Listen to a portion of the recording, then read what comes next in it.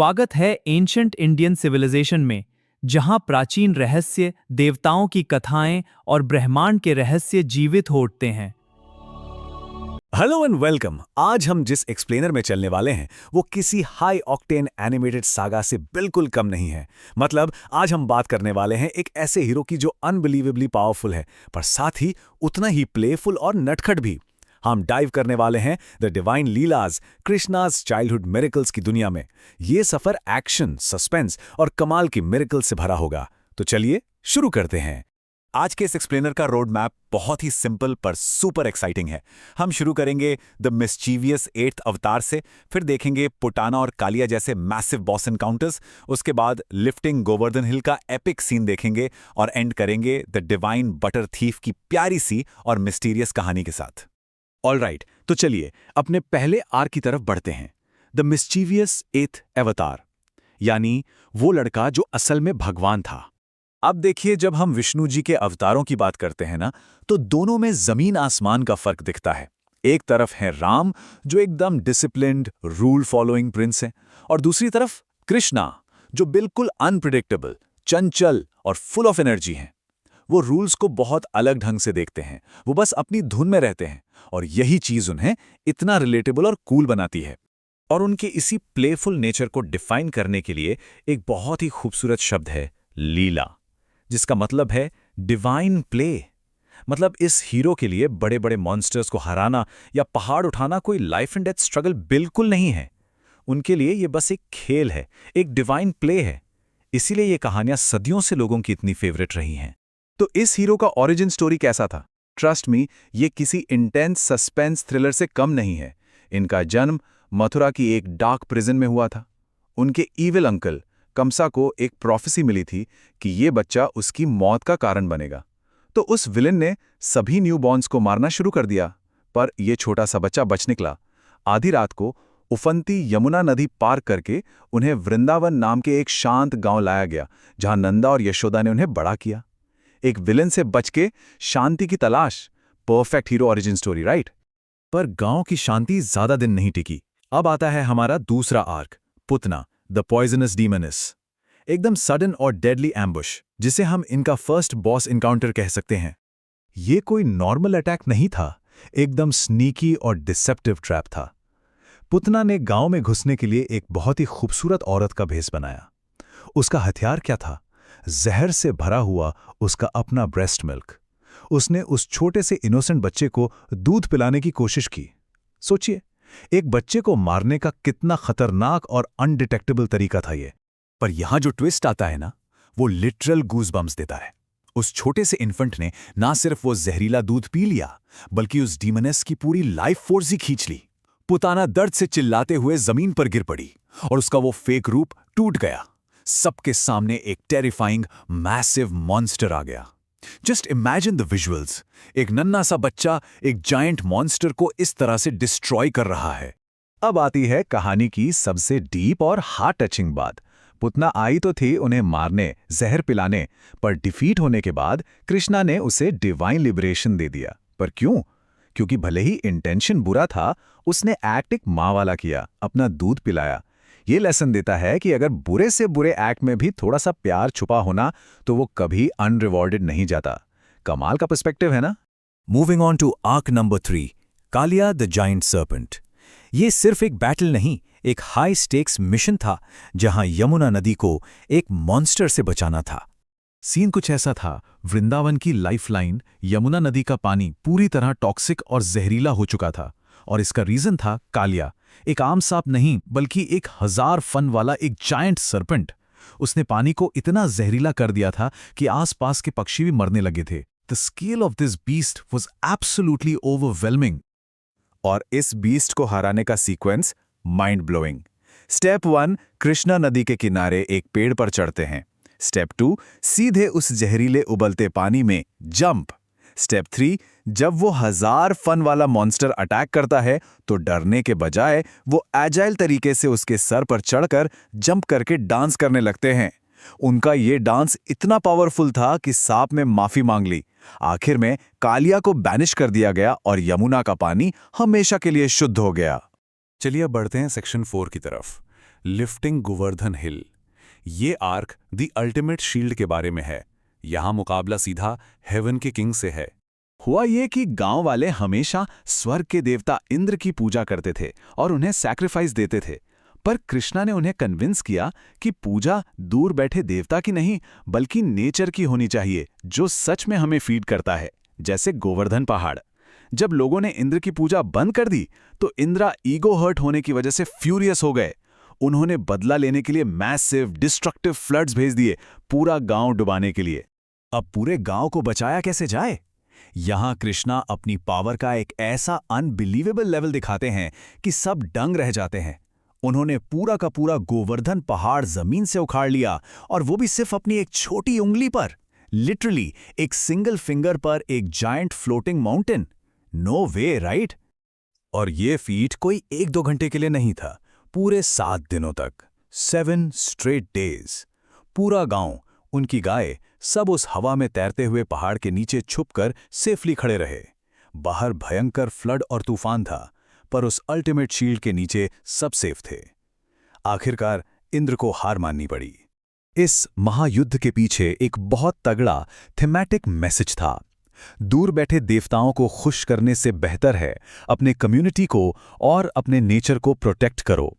ये सिर्फ एक शो ऑफ स्ट्रेंथ नहीं था, ये सोसाइटी को उनके एनवायरनमेंट के प्रति जागरूक करने का एक मास्टर स्ट्रोक था। इन मैसिव एपिक बैटल्स के बाद थोड़ा चिल करते हैं अपने फाइनल सेक्शन में, द डिवाइन बटर थीफ, एकदम अडोरेबल और slice of life cool down phase. यहां हमारा हीरो पड़ोसियों के लिए एक प्यारा सा मेनेस बन चुका था। अपने दोस्तों की पूरी गैंग के साथ पड़ोसियों के घर में चुपके से घुसना और हाइट पर रखा हुआ फ्रेश मक्खन चुरा लेना उनका डेली रूटीन था। ये छोटी छोटी हाइस्ट्स इतनी स्वीट थीं कि गांव वाले सीक्रेटली चाहते थे कि कृष्णा आकर उनके घर से मक्खन चुराएं। पर यहाँ एक बहुत ही प्लेफुल मिस्ट्री आती है। उनकी फॉस्टर मदर यशोदा, जो उन्हें मक्खन चुराते पकड़ने के लिए हर बार दौड़ती थी, उन्हें कभी पकड़ क्यों नहीं पाती थी? सोचिए ना, एक आम सी गांव की औरत एक छोटे से बच्चे को पकड़ने में हमेशा फेल कैसे हो सकती है? इसका जवाब बहुत ही माइंड बेंडिंग है।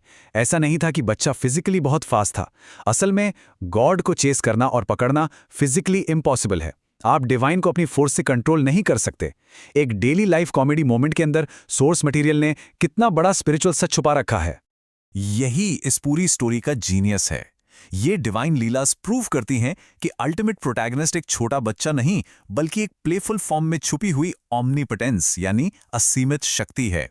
इन कहानियों ने इतने हैवी कॉस्मिक कॉन्सेप्ट्स को एकदम फन, हाई एनर्जी और रिलेटेबल तरीके से प्रेजेंट किया है।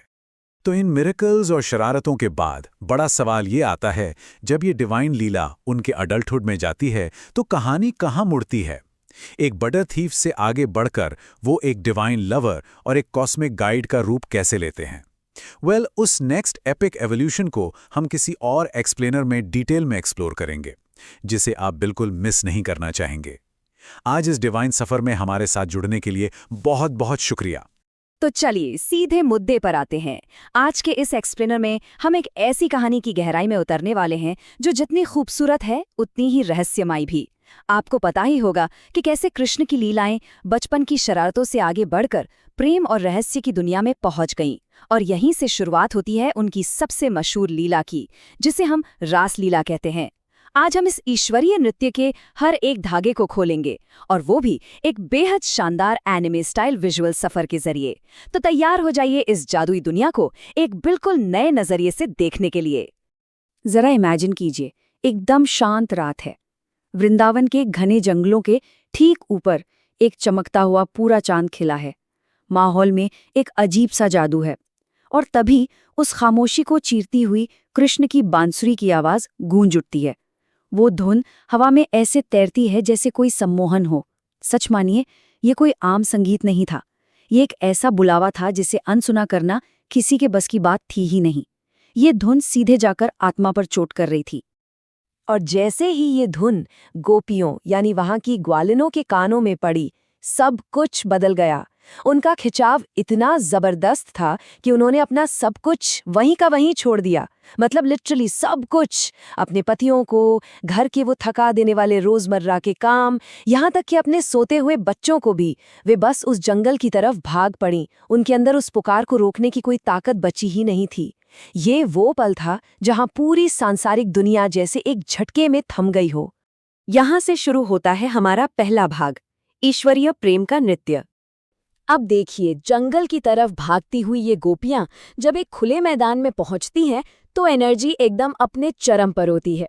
और यहीं से असल जादू यानी ये अलौकिक रासलीला शुरू होती है।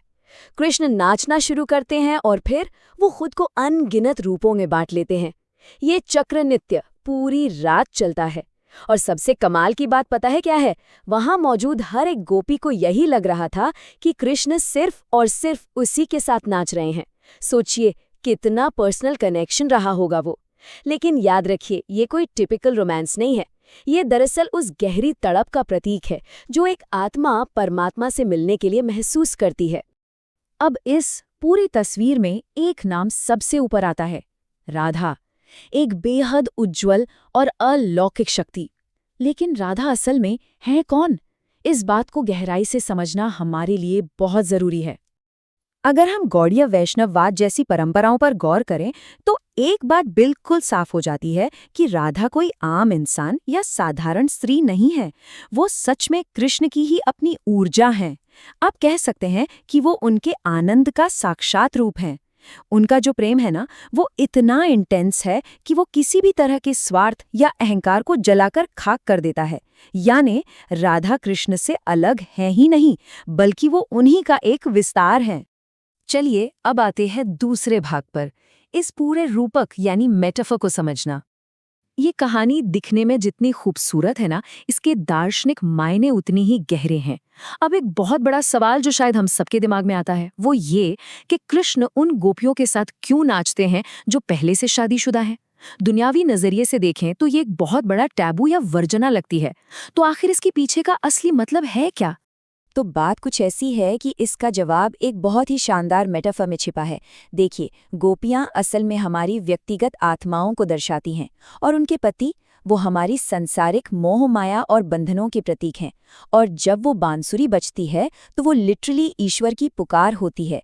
इस रूपक का सीधा सा मतलब है कि जब वो डिवाइन बुलावा आता है तो आत्मा को सारे दुनियावी बंधनों को छोड़कर बस परमात्मा की तरफ दौड़ पड़ना चाहिए। ये कोई सांसारिक ढोका या व्यभिचार नहीं है, ये तो सर्वोच्च भक्ति है। इसी बात को महान दार्शनिक श्री अरबिंदो ने बहुत ही वजनदार तरीके से समझाया है।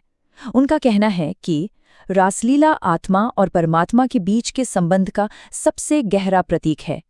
ये मिलन का परमानंद है और जुदाई की पीड़ा भी। दोनों ही प्रेम हैं। सोचिए, ये शब्द अपने आप में कितने पावरफुल हैं। और इसी के साथ हम पहुंचते हैं तीसरे भाग पर, लालसा यानी तड़प की शक्ति। खैर, ये रासलीला हमेशा तो नहीं चलती। एक वक्त ऐसा आता है जब फिजिकल रोमांस खत्म होता है और कृष्ण को अपनी नियति पूरी करने, एक राजा बनने के लिए वृंदावन छोड़ना ही पड़ता है। राधा, जो उन्हीं के आनंद का रूप है, दिल टूटने के बावजूद वहीं पीछे छूट जाती हैं।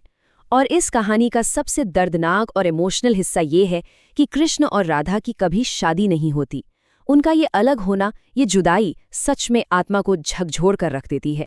तो ये अलगाव हमें आखिर सिखाता क्या है? यही कि ईश्वरीय प्रेम किसी चीज पर कब्जा करने या उसे पा लेने के बारे में है ही नहीं। ये तो एक तड़प है, एक ऐसी गहरी लालसा जो आत्मा को लगातार ईश्वर से जोड़े रखती है। इसी जुदाई के दर्द में, इसी दर्द की खूबसूरती में सच्ची भक्ति हमेशा जिंदा रहती है। अब इस एक्सप्लेनर को खत्म करने से पहले मैं एक सवाल छोड़ना चाहूंगा। अगर प्रेम की सबसे सच्ची अभिव्यक्ति के लिए इस जुदाई के दर्द से गुजरना इतना ही जरूरी है, तो क्या बिना इस तड़प के, बिना इस लालसा के कभी सच्ची भक्ति हो भी सकती है? जरा सोचिएगा इस बारे में। ये विचार यकीनन इस एनिमे स्टाइल सफर के बाद भी लंबे समय तक आपके जहन में गूंजता रहेगा, क्योंकि ये कहानी सिर्फ एक मिथक नहीं, बल्कि हमारी खुद की आत्मा की जर्नी है। आइए आज की इस चर्चा में सीधे महाभारत के उस टर्निंग पॉइंट पे चलते हैं जिसने इतिहास और दर्शन दोनों को हमेशा के लिए बदल कर रख दिया।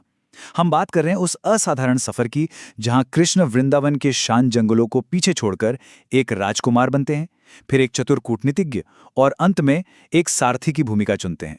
देखिए, ये कोई आम कहानी नहीं है। ये एक ऐसी गहरी वैचारिक यात्रा की शुरुआत है जहां एक रणभूमि दुनिया के सबसे महान दार्शनिक संवाद का केंद्र बनने वाली है। सोचिए जरा, ये बदलाव कितना नाटकीय और गहरा है।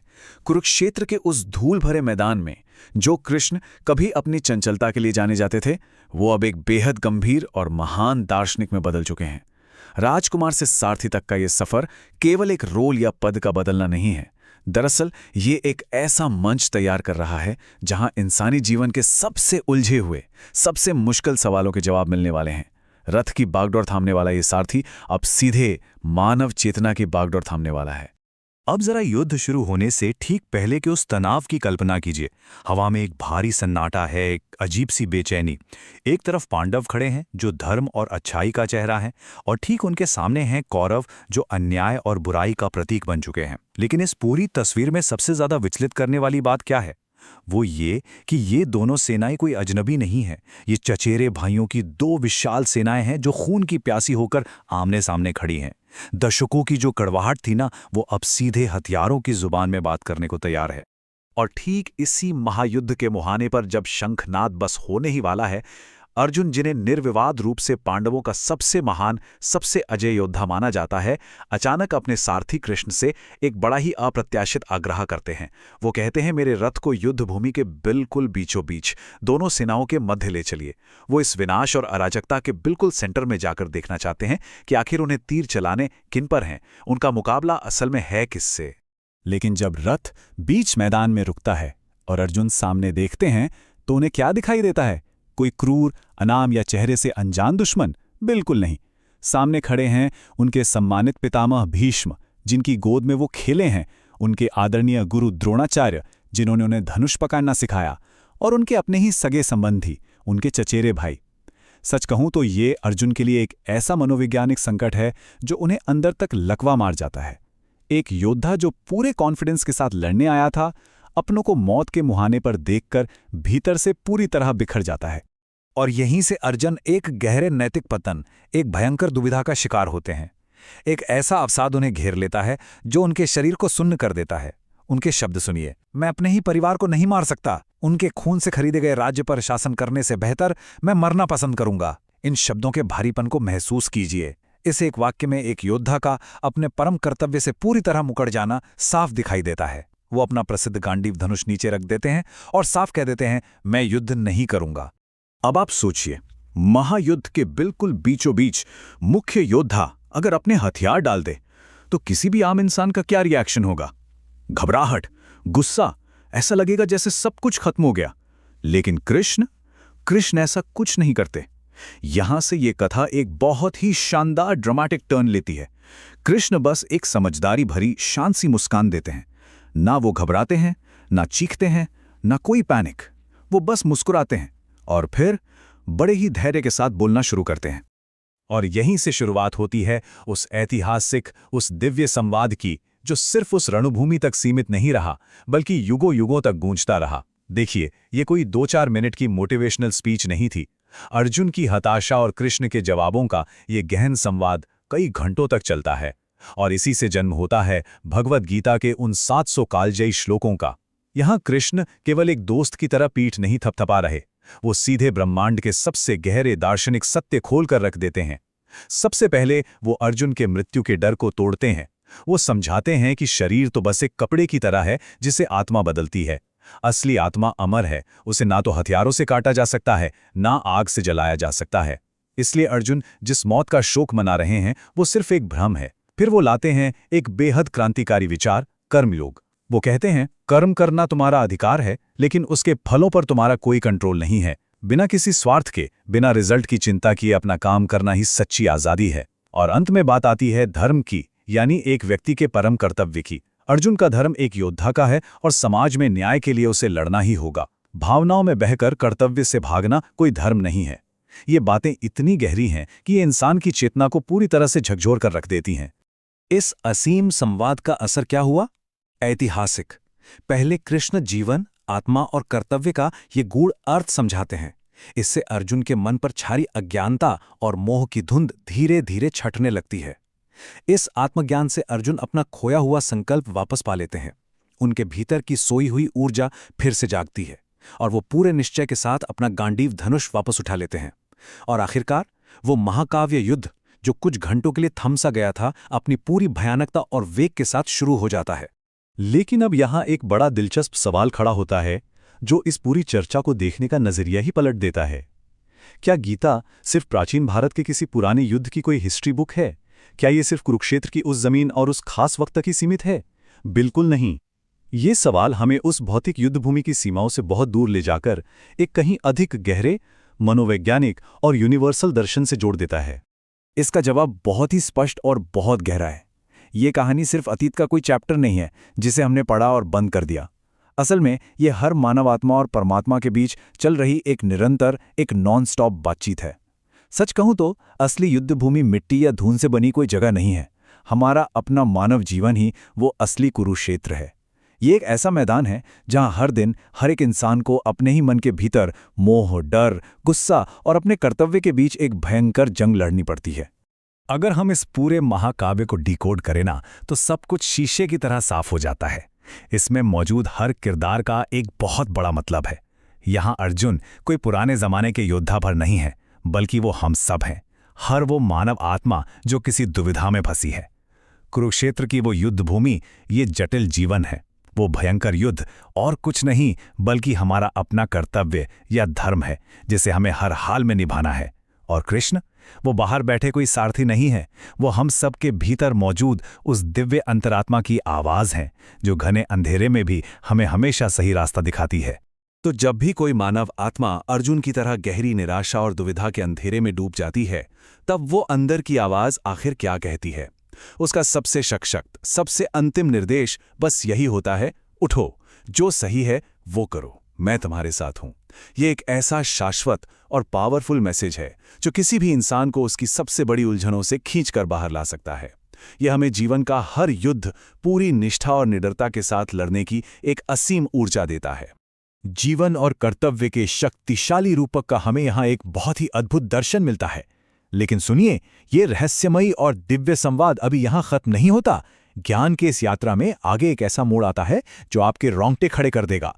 जब ये बातचीत अपने चरम पर पहुंचती है, तब दर्शन एक ऐसे विस्मयकारी क्षण में बदल जाता है जिसे हम कृष्ण का विराट रूप कहते हैं। जरा सोचिए, जब वो अनंत दिव्य शक्ति अपना वास्तविक ब्रह्मांडीय आकार लेती है, तो एक साधारण इंसान की आत्मा का अनुभव कैसा होता होगा? ये सोचने के लिए एक बहुत ही गहरा सवाल है, जो यकीनन ब्रह्मांड के रहस्यों को और गहराई से जानने की एक प्रबल इच्छा छोड़ जाता है। जरा इमेजिन कीजिए, कुरुक्षेत्र का वो धूल भरा, असीमित और खौफनाक युद्ध का मैदान।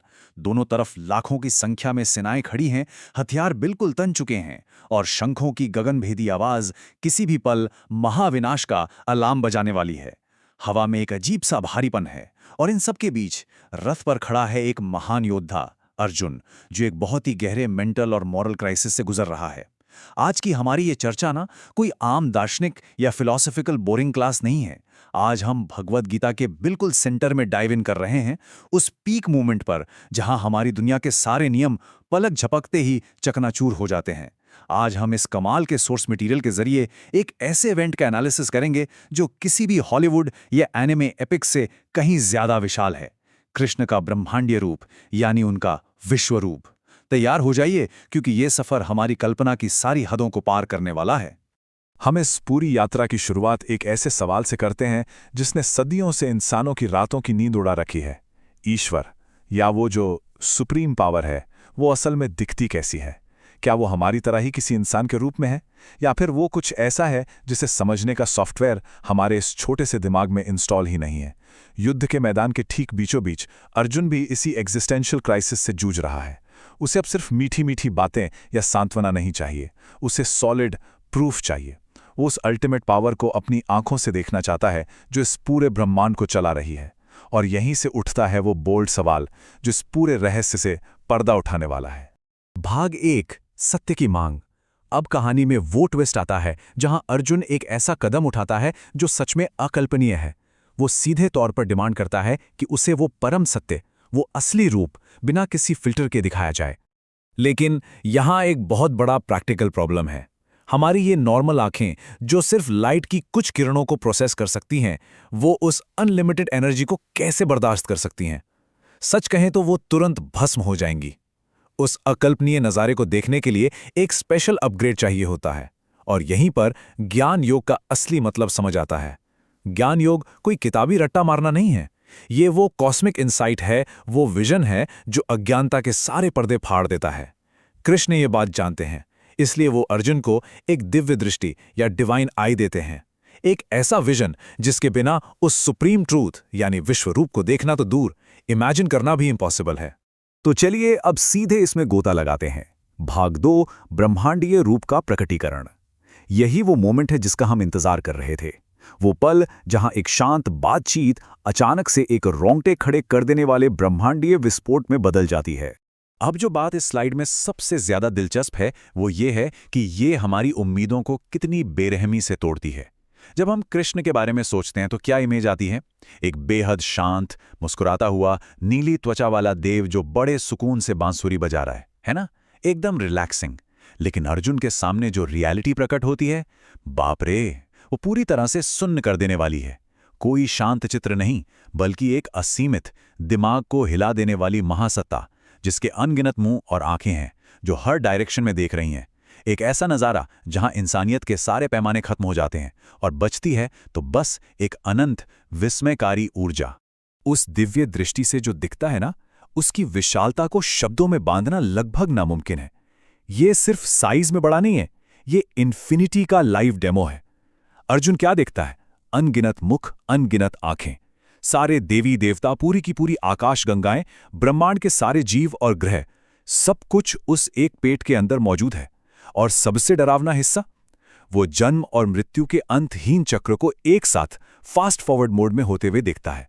अल्टीमेट क्रिएशन और अल्टीमेट डिस्ट्रक्शन दोनों एक ही पल में एक साथ हो रहे हैं। ये एक ऐसा नज़ारा है जो किसी के भी होश उड़ाने के लिए काफ़ी है। और इस अनलिमिटेड नज़ारे के बीच एक हिस्सा ऐसा है जो लिटरली मौत का तांडव है। अर्जुन देखता है कि स्वयं समय यानी टाइम ने एक फिजिकल और भयानक रूप ले लिया है। टाइम अब कोई कॉन्सेप्ट नहीं है, वो हजारों प्रज्वलित, आग उगलते हुए मुंहों के रूप में सामने खड़ा है। और उन खौफनाक मुंहों के अंदर युद्ध के मैदान में खड़ी वो दोनों विशाल सेनाएं, उनके राजा, सैनिक, सब के सब एक वैक्यूम की तरह खींचे चले जा रहे हैं और कुचले जा रहे हैं। ये समय की वो क्रूर, अनस्टॉपेबल सच्चाई है जो किसी के साथ कोई भेदभाव नहीं करती। भाग 3, विश्व का विनाशक। इस महाविनाशकारी रूप को देखने के बाद अर्जुन का सारा ईगो, उसका पूरा कॉन्फिडेंस पूरी तरह से हिल जाता है। जो अर्जुन दुनिया का बेस्ट आर्चर था, वो अब खुद को एक धूल के कण से भी छोटा महसूस कर रहा है। और दोस्तों, यहीं से जन्म होता है भक्ति योग का। भक्ति सिर्फ प्यार का नाम नहीं है, ये उस इनफाइनाइट पावर के सामने वो टोटल सरेंडर है जो तब आता है जब आपको इस ब्रह्मांड में अपनी असली छोटी सी हैसियत का एहसास होता है। जरा सोचिए, ऐसी संहारक शक्ति को देखने के बाद एक नॉर्मल इंसान का क्या हाल होगा? अर्जुन अंदर तक हिल चुका है, पूरी तरह डरा हुआ है, और वो तुरंत माफी मांगने लगता है। उसे इस बात का गहरा गिल्ट हो रहा है कि जिस ब्रह्मांडीय सत्ता ने अभी अभी एक खौफनाक रूप लिया है, उसे वो अनजाने में सिर्फ अपना एक कैजुअल दोस्त समझता था। उसने उस सुप्रीम पावर के साथ जोक्स क्रैक किए थे, उसे अपना सारथी बना लिया था। ये गिल्ट और असीम श्रद्धा का मिक्सचर है। ये भक्ति योग का वो फेज है जहां एक आम रिश्ता एक अनकंडीशनल सरेंडर में बदल जाता है। डर और विस्मय से भरे अर्जुन के मुंह से जो शब्द निकलते हैं, वो इस पल की इंटेंसिटी को परफेक्टली कैप्चर करते हैं। वो कांपते हुए कहता है, मुझे आपका कोई आदि, कोई मध्य, कोई अंत दिखाई नहीं देता। आप विश्व के विनाशक हैं। जरा इस बात की गहराई को महसूस कीजिए। जिसका कोई स्टार्ट नहीं है, कोई एंड नहीं है, उसे हमारा लॉजिक कैसे डिकोड कर सकता है? ये सिर्फ एक देवता का डिस्क्रिप्शन नहीं है, ये उस परम ऊर्जा का लाइफ प्रूफ है जो रूल्स बनाती भी है और उन्हें एक सेकंड में मिटा भी सकती है। अर्जुन के इस टोटल सरेंडर के बाद उस अनंत सत्ता का जो जवाब आता है, वो लिटरली पूरी ह्यूमैनिटी के लिए एक रियलिटी चेक है। कृष्ण पूरी अथॉरिटी के साथ कहते हैं, मैं समय हूं। मैंने इस युद्ध के मैदान के हर सैनिक को पहले ही मार दिया है। तुम केवल मेरे निमित्त हो, एक साधन हो। अब युद्ध करो। Goosebumps, right? इंसान को लगता है कि वो अपनी किस्मत खुद लिख रहा है, लेकिन यहां असलियत सामने आती है कि अल्टीमेट डिसीजन हमारे हाथ में है ही नहीं। हम सब सिर्फ उस बड़ी सी कॉस्मिक मशीन के छोटे से इंस्ट्रूमेंट्स हैं। चलिए देखते हैं कि ये सब हमें कहाँ ले जाता है। भाग 4, कर्म और मुक्ति। इतने बड़े कॉस्मिक टेरर को देखने के बाद सवाल यह है कि फिर हम जिए कैसे?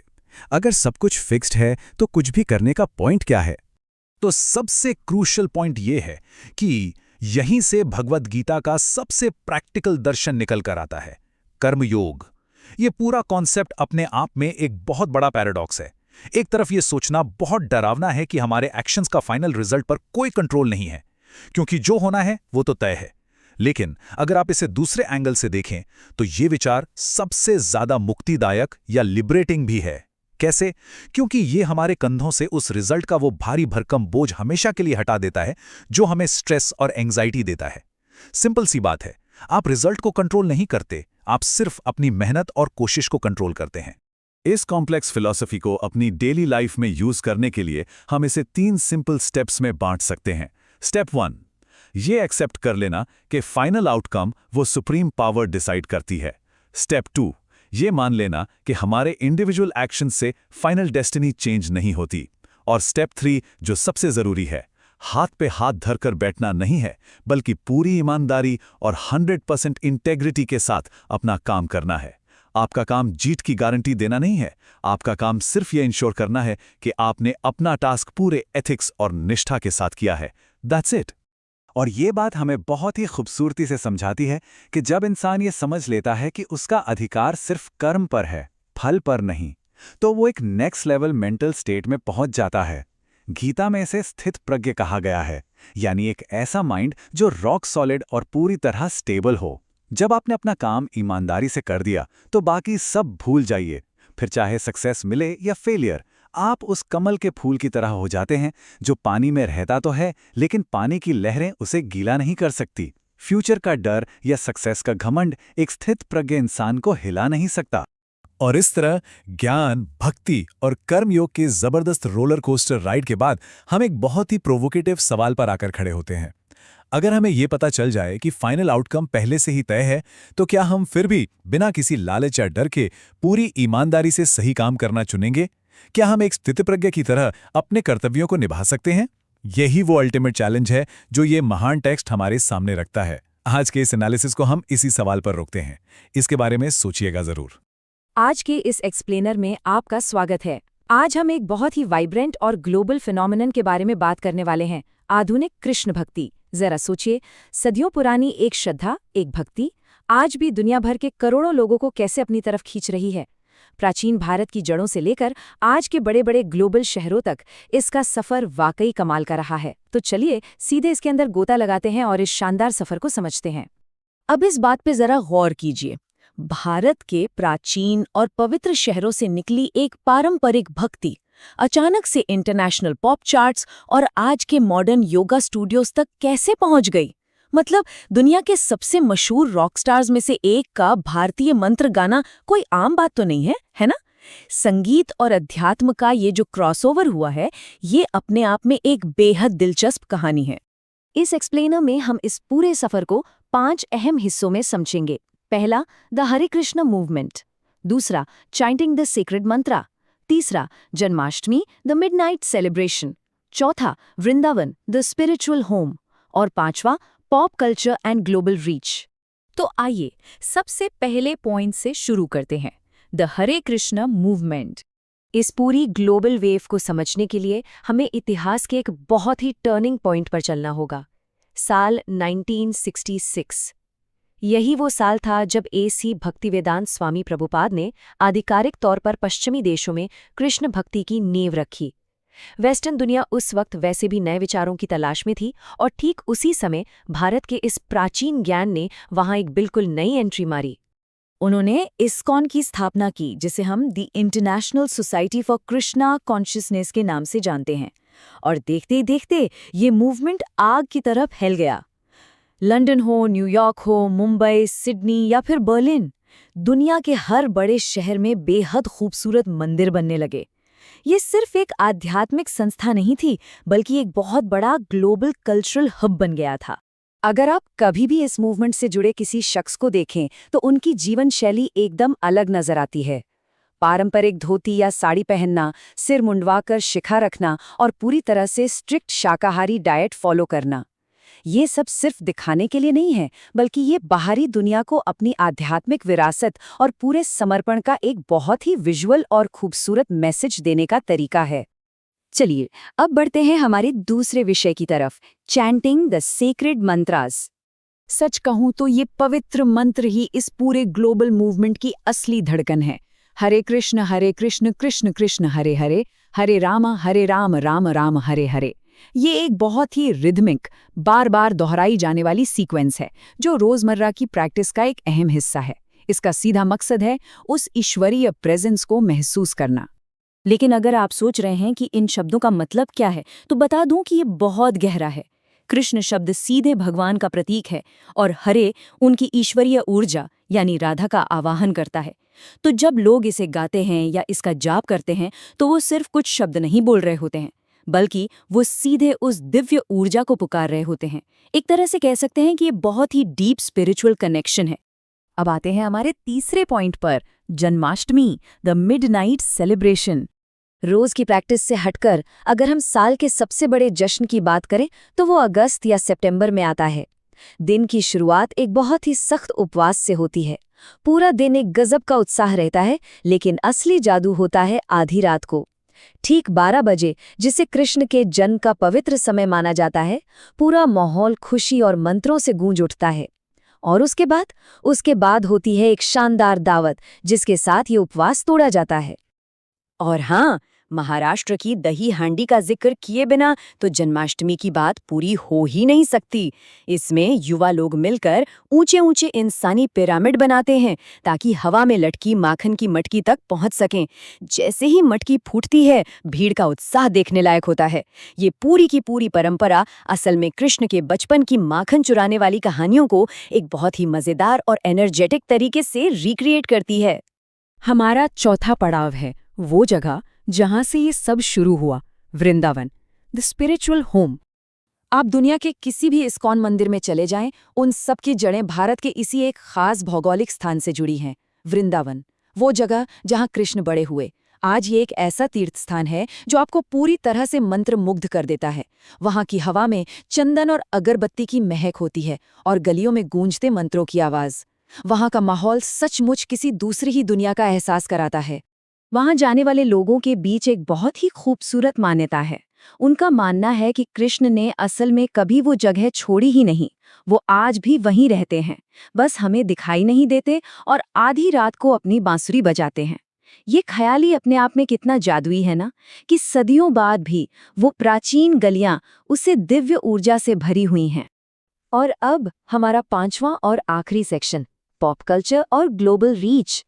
तो एक बड़ा सवाल जो दिमाग में आता है वो ये कि आखिर भारत की एक इतने पारंपरिक भक्ति ग्लोबल पॉप कल्चर का इतना परमानेंट हिस्सा कैसे बन गई। ये देखना सच में हैरान करता है कि कैसे एक प्राचीन भारतीय प्रैक्टिस बहुत ही smoothly western yoga studios, spiritual retreats और यहाँ तक के मेन स्ट्रीम मीडिया का हिस्सा बन गई। आप अगर इस टेबल को देखें तो कनेक्शन बिल्कुल साफ है। वृंदावन की जो पारंपरिक तीर्थ यात्रा थी, वो दुनिया भर के इस्कॉन मंदिरों में बदल गई। पवित्र मंत्रों का जाप योगा स्टूडियोज तक पहुंच गया। लेकिन इस सब को ग्लोबल लेवल पर सबसे बड़ा पुश मिला द बीटल्स के जॉर्ज हैरिसन से। वो खुद एक बहुत बड़े भक्त बन गए थे और उन्होंने हरे कृष्ण मंत्र को अपने इंटरनेशनल हिट गाने माय स्वीट लॉर्ड में डाल दिया। बस फिर क्या था, ये मंत्र रातों रात दुनिया के हर कोने तक पहुंच गया। तो कुल मिलाकर बात यह है कि वो अदृश्य बांसुरी वाला आज भी इस मॉडर्न दुनिया को लगातार अपने सुरों में बांधे हुए है। चाहे वो लंदन के किसी भीड़-भाड़ वाले मंदिर में बजने वाली ताल हो, किसी शांत योगा स्टूडियो का माहौल हो, या फिर जॉर्ज हैरिसन का वो क्लासिक गाना। और अब सोचने वाली बात यह है कि ये प्राचीन और उत्सव से भरी ऊर्जा आगे दुनिया को और किन नए और सरप्राइजिंग तरीकों से इंस्पायर करेगी।